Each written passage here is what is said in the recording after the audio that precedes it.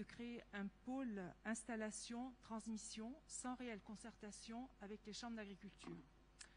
Or, les chambres d'agriculture, depuis 20 ans, elles assument ces compétences et accompagnent le parcours d'installation des jeunes agriculteurs.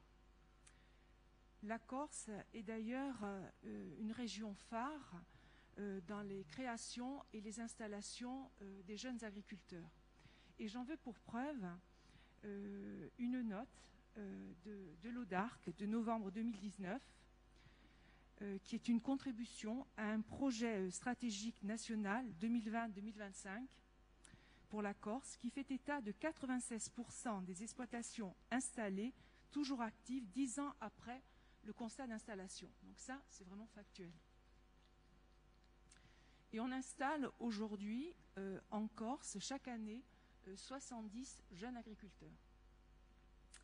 Jusqu'à présent, il y avait une véritable complémentarité entre les chambres d'agriculture qui s'occupent du parcours d'installation des jeunes agriculteurs et l'ODARC, dont le rôle est, c'est l'organisme payeur des DJA et de contrôle. Et ces missions, elles sont vraiment, je dirais, elles ne se chevauchent pas. Il y a une véritable étanchéité entre les deux institutions et c'est voulu par les textes. Et ça fonctionne très bien. Alors, d'où mon interrogation aujourd'hui de cette prise. Parce qu'au sein des chambres d'agriculture, qui s'occupent justement de l'installation des jeunes agriculteurs, il y a vraiment un pool de compétences pour accompagner l'installation du jeune agriculteur. Dès le départ, il est pris en charge par un expert sur le foncier. Il est parrainé pour que son parcours agricole soit vraiment intégré. Il y a également des stages. Tout est fait véritablement pour que ce parcours soit complet.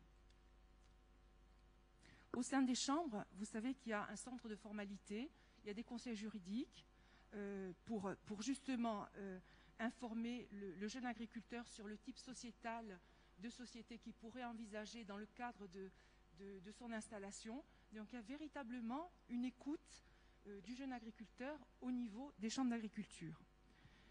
D'où notre inquiétude et notre incompréhension face à cette décision d'appropriation de cette compétence. Surtout qu'il n'y a eu aucune concertation avec les chambres d'agriculture. Cette décision, elle entraînerait des conséquences graves, humaines, financières et administratives pour les chambres consulaires.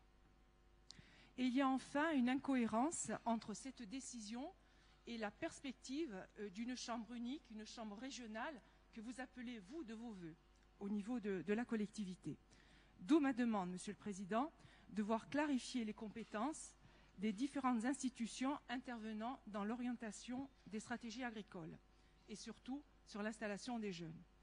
Donc je terminerai ma question orale en vous interpellant aussi sur des questions et sur la problématique des terrains cultes qui est liée à l'installation des jeunes agriculteurs, sur le contournement du droit de préemption de la SAFER, sur la financiarisation du foncier et sur l'indivision.